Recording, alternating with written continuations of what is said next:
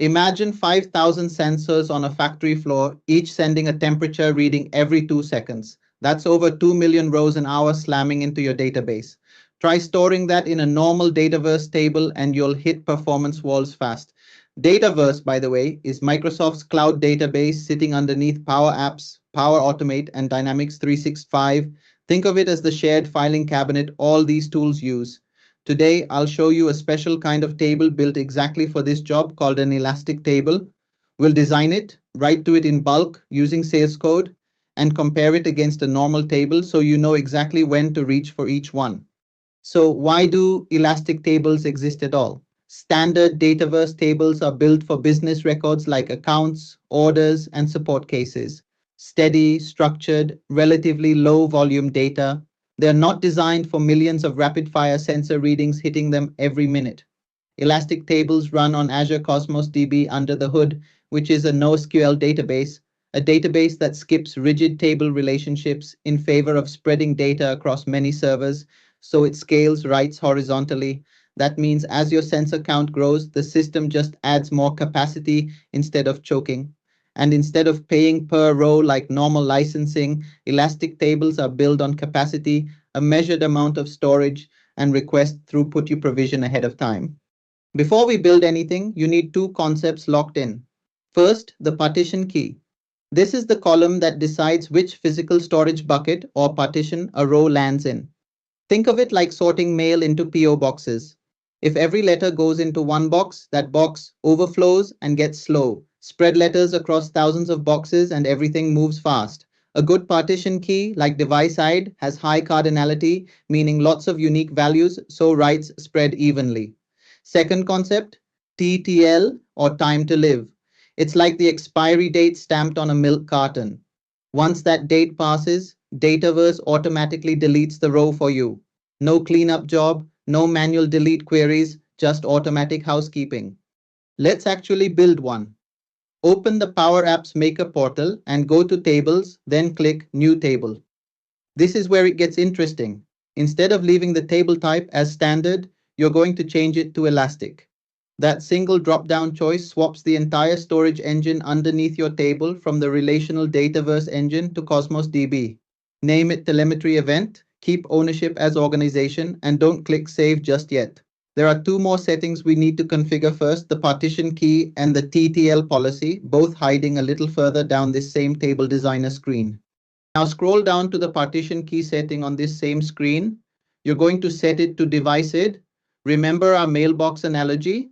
Every unique device ID becomes its own little partition. So if you've got 10,000 sensors reporting in, you get 10,000 separate buckets instead of everything funneling into one giant overloaded partition. This is the single most important design decision in the whole table. Get it wrong, pick something low cardinality like a status flag, and you'll create a hot partition that throttles your writes no matter how much capacity you throw at it. Device ID in our case is a perfect fit. Last piece for this table, time to live. Turn it on, point it at a column called expiry and set the retention period to 3 days. What this does is quietly stamp every incoming row with an expiration timestamp, and Dataverse's background process sweeps out anything past that date automatically. For telemetry, this is huge. You almost never need raw sensor readings from 3 weeks ago sitting around costing you storage money. Once you're happy with these three settings, elastic type, device partition key, and a 3-day TTL, click Save Table, and Dataverse provisions the Cosmos DB container behind the scenes for you. With the table saved, let's peek at how a single row actually looks by entering one manually through the model-driven app form. That's the auto-generated data entry screen Dataverse builds for every table, so a human can create or edit a record without writing code. Open Fleet Telemetry, go to Telemetry Event, and click New. First field, device ID, type sensor 482. This uniquely names the physical device that captured this reading, and it's the value everything else in this row will key off of, including the partition it lands in. Next, look at partition ID, right underneath device ID, copy that exact same value into it, sensor 482. This might feel redundant, but it's the field Dataverse actually reads to route the row into a partition. By matching partition id to device id, every reading from this sensor lands in the same isolated bucket, which keeps queries for that device fast and keeps writes for different devices from interfering with each other. If you ever picked a low cardinality partition id, like just the word temperature, all your rows would jam into one partition and defeat the whole purpose of an elastic table. Finally, scroll to TTL seconds and set it to 259200. That's 3 days expressed in seconds, matching the retention policy we configured on the table itself. This is the per row override that tells Dataverse exactly when this specific reading should expire. Click Save and notice how quick that was for one row through the form. But here's the catch. If you had to do this for 2 million rows an hour by clicking Save 2 million times, you'd never keep up. That's exactly the problem our CDAS batch approach solves next. So let's jump into the code. Now, let's write the real ingestion code. In your CMouse console app, you'll use HTTP client, which is .NET's built-in tool for sending web requests, kind of like a phone that dials Dataverse's Web API. The specific web address or endpoint your app talks to in order to create or read data. You set the base address to your organization's URL, add the OData max version header Dataverse expects, and attach your bearer token for authentication. Then, instead of sending one row at a time, you create a multi-part content object tagged with a unique batch ID. This is the container that will hold every individual insert request bundled together into a single HTTP call.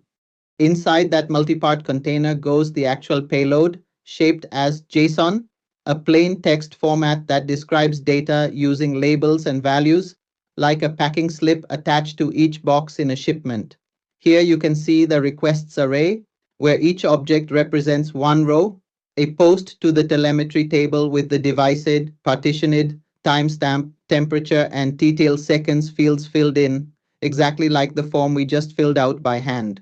The difference is you can pack hundreds of these request objects into one single batch call instead of hundreds of separate network round trips, which is where the real speed advantage comes from. When you run this, the app fires one post to the $batch endpoint carrying 500 readings at once. Dataverse processes them together and sends back a multi-part response, status 200, meaning the whole batch was received successfully, with an individual status code for every request inside it, usually 204, meaning created with no content returned. Look at these numbers. 500 rows inserted in just 812 milliseconds. Try that with 500 separate single row calls and you'd be waiting on network latency 500 separate times. Batching is the entire trick behind high throughput ingestion. Let's prove all this with real numbers in Power BI, Microsoft's reporting tool for turning data into visual dashboards. Look at this first KPI card. KPI just means key performance indicator, basically a big headline number. It shows elastic writes per second at 4200. Right next to it, standard writes per second sits at only 875. That delta plus 380% is not a rounding error. It's the direct result of routing writes across many partitions instead of funneling them through one relational engine designed for business transactions, not sensor fire hoses. Now shift your eyes to this bar chart comparing batch inserts against single row inserts on both table types. Elastic batching 500 rows hits 4200 writes per second, but elastic single row inserts drop to just 100.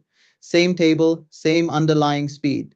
The difference is purely about batching. Every individual HTTP call carries overhead, authentication checks, network round trips, so bundling 500 rows into one call amortizes that overhead across all of them.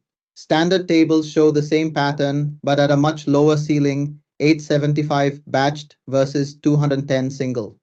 The lesson: whichever table type you choose, always batch your writes whenever your workload allows it. Last chart on this page, watch the line showing total row count over 30 days. It climbs steadily as sensors report in, peaks around day 6 near 152,000 rows, then drops sharply. That drop is our TTL policy firing automatically, deleting everything past its 3-day expiry. Without TTL, this line would just keep climbing forever, and so would your storage bill. And that donut chart shows the real cost trade-off. 65% of spend goes to provisioned capacity units, only 35% to storage, because with TTL keeping row count flat, storage stays cheap while you pay mainly for the throughput you actually need. Let's wrap up. You now know how to spot when a workload needs an elastic table instead of a standard one. High volume, short-lived data like telemetry, sensor feeds, or logs. You know a partition key needs high cardinality, something like device side, so writes spread evenly instead of piling onto one hot partition. You've seen how TTL quietly expires old rows without a single cleanup flow. And you've written real CX code that packs hundreds of rows into one call to the $batch endpoint, turning what would be hundreds of slow round trips into one fast one. If this helped you, hit subscribe here on Kiamons, drop your questions in the comments, and I'll see you in the next video.